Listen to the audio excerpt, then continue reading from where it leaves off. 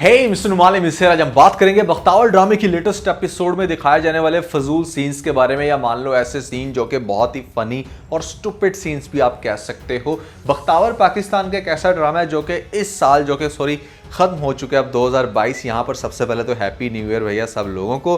2022 का one of the most stupid drama रह चुका है। स्टूपिड ड्रामास की लिस्ट में इसको रखा था मैंने, चूंकि ड्रामे के सीन्स बहुत ही पैथेटिक हैं। तो यहाँ पर लेटेस्ट एपिसोड की भी कुछ फजूलियात को डिस्कस करेंगे और साथ में ये भी डिस्कस करेंगे कि नेक्स्ट एपिसोड में क्या हो सकता है। तो खासा इंटरेस्टिंग रिव्यू होगा।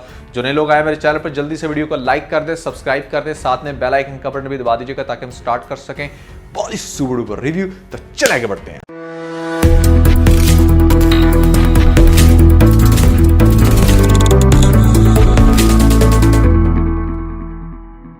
तो भैया starting from the first scene, जहां पर दिखाया जाता है बख्तावर ऐसे में ड्रीम में देख रही होती है नूरा को कि क्या चल रहा है उसके साथ। और ड्रीम में देखते समय जिस तरह की उसको आवाज़ें निकालते हुए दिखाया जाता है, I really want you guys to give caption to this scene के मतलब इसकी आवाज़ें किस तरह की लग रही हैं।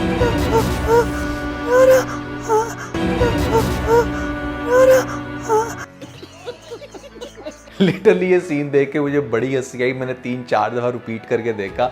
एक बहुत ही फनी सीन बन जाता है जिसको एटलीस्ट मैं तो नेम नहीं दे पाऊंगा, हाँ लेकिन आप लोग कमेंट्स में ज़रूर बताना कि इसका साउंड जो है वो किससे मैच कर रहा है। दूसरे नंबर पर यहाँ पर बख्तू का हैरान होकर देखने वाला सीन भी बहुत ही फनी सीन था। आई मीन जिस तरह से वो एकदम से जैम हो जाती है अपनी जगह पर, जहाँ पर उसकी माँ कह रही होती है कि तुम बख्तू को भूल जाओ, और आगे से इसके जो फेस एक्सप्रेशंस दिखाए जाते हैं, ये फेस एक्सप्रेशंस भी आपको काफ़ी देर तक दिखाएंगे और इसके इस फेस को देख के लिटरली मुझे बहुत हंसी आई। ये भी एक बड़ा ही अजीब सा सीन था कि जहाँ पर ठीक है आप कैरेक्टर को दिखा रहे हो, सरप्राइज हो रहा है, लेकिन वो वहाँ पर इतनी देर तक कैसे स्टिल रह सकता है उसी फेस एक्सप्रेशन के साथ, बिल्कुल जैसे कोई बंदा बुत बन जाए।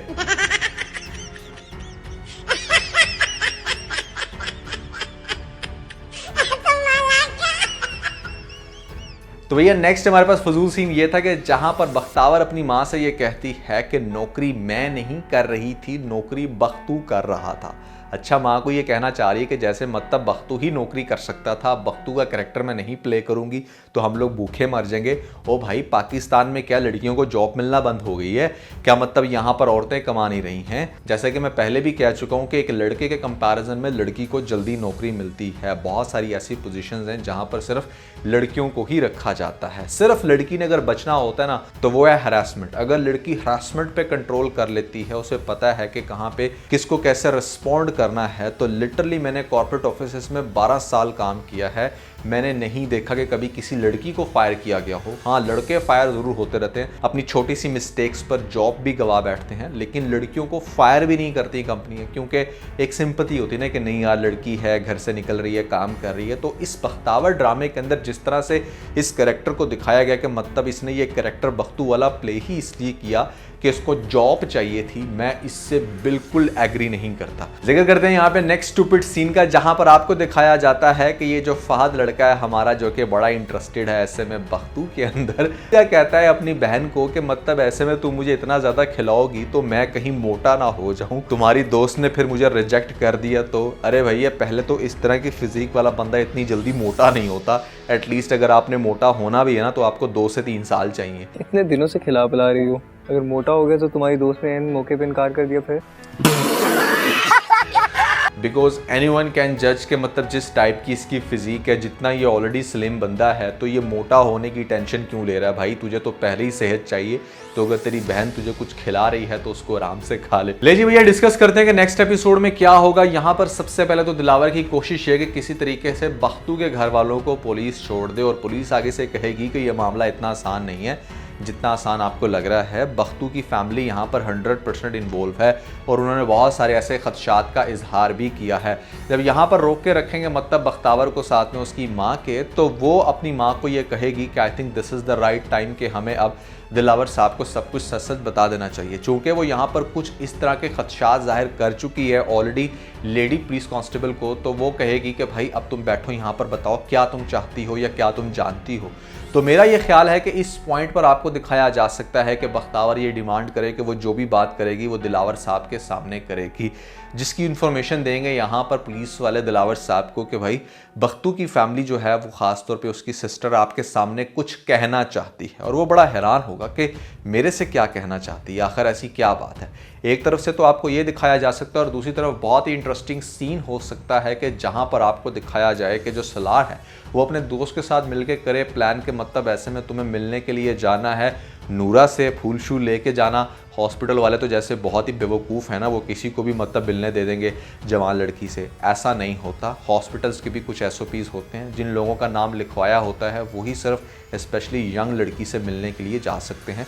ऐसा मैंने देखा है स्पेशली लाहौर के हॉस्पिटल्स में। I am not sure about Karachi. खैर, आपको ही दिखाया जा सकता है कि ये बंदा जाए वहाँ पर उसके वार्ड में और वहाँ पर जाकर दिखाया जाए कि जैसे उसको ऑक्सीजन लगी है तो उसकी ऑक्सीजन का शायद उतार देगा पाइप और किसी को भी पता नहीं चलेगा और उसकी मौके पर डेथ हो जाएगी। कुछ भी इस तरह का आपको क्रिटिकल सीन दिखाया जा सकता है, जिसके बाद आपको ये दिखाया जाए कि मतलब सलार ने नूरा को होश में आने से पहले ही मार दिया। तो ये सीन आपको दिखाया जाएगा, नूरा की डेथ हो जाएगी, लेकिन नूरा की डेथ से पहले ये सीन आपको दिखाया जाएगा जो कि बहुत ही ज़्यादा इंटरेस्टिंग हो सकता है। या अगर इन लोगों ने नेक्स्ट एपिसोड इस पॉइंट पर ख़त्म करनी हो, जिसके बहुत ज़्यादा चांसेस हैं कि जहां पर ये अपना फेस रिवेल करेगी तो एपिसोड ख़त्म होएगी, तो फिर आपको ये सीन बाद में दिखाया जा सकता है, यानी कि नूरा की डेथ के बाद। अच्छा, अब हम डिस्कस करते हैं कि नूरा की डेथ से अगर पहले दिखाया जाए बाद में दिखाया जाए, सीन तो होगा सेम कि जैसे ही बख्तावर बुलाएगी पुलिस के सामने दिलावर को, दिलावर पूछेगा कि तुम कौन हो और क्या चाहती हो, तो फिर आपको दिखाया जाएगा वो मोस्ट इंटरेस्टिंग सीन जिसका आप मेरे ख्याल से 6ठी-7वीं एपिसोड से इंतजार कर रहे हो कि कब बख्तू की सच्चाई सामने आएगी। यहाँ पर बख्तू ही बख्तावर है, तो उसका थोड़ा सा ही फेस देख के मेरे ख्याल से बहुत अच्छे से पहचान जाएगा दिलावर कि ये तो बख्तू है। फिर ख़ास तौर पे जिस तरह से वो अपने हेयर्स भी दिखा देगी सबके सामने, तो क्लैरिटी बहुत अच्छे से हो जाएगी। यहाँ पर एक तो सीन ये है कि आपको इसी पॉइंट पर दिखाया जा सकता है कि एपिसोड नेक्स्ट एंड हो गई है। अगर एंड नहीं होती तो बख्तावर जो है वो सारा का सारा सीन एक्सप्लेन करेगी हमारे दिलावर को, जिसके बाद दिलावर सर पकड़ के बैठेगा। अब वो लोग ये चाहेंगे कि किसी तरीके से मतलब सबसे पहले जाके बयान लिया जाए किसका, नूरा का, जबकि नूरा की डेथ हो चुकी होगी। इन लोगों के पास ऐसा कोई प्रूफ नहीं होगा। फिर कैसे प्रोटेक्ट करता है हमारा दिलावर बख्तावर और उसकी फैमिली को? इनिशियली तो सब लोग उसी के ऊपर इल्ज़ाम लगाएंगे, किस तरह से वो फाइट बैक करेगा। ऑलरेडी उसने अपनी शादी तो डिले में डाल दी है। ये एक थोड़ा सा इंटरेस्टिंग एलिमेंट है जो कि हम देखेंगे in the days to come. तो दोस्तों, हमारा एक बहुत ही इंटरेस्टिंग व्लॉग आया जहां पर रीच की बर्थडे को सेलिब्रेट कर रहे हैं। 1 जैन को उसकी बर्थडे थी और काफ़ी इंटरेस्टिंग व्लॉग रहा। इस पे अगर आप लोगों की नज़र से नहीं गुजरा तो ऊपर लिंक मिल जाएगा, जल्दी से लिंक पे क्लिक करके वीडियो देख के अपना फीडबैक मुझे ज़रूर दीजिएगा।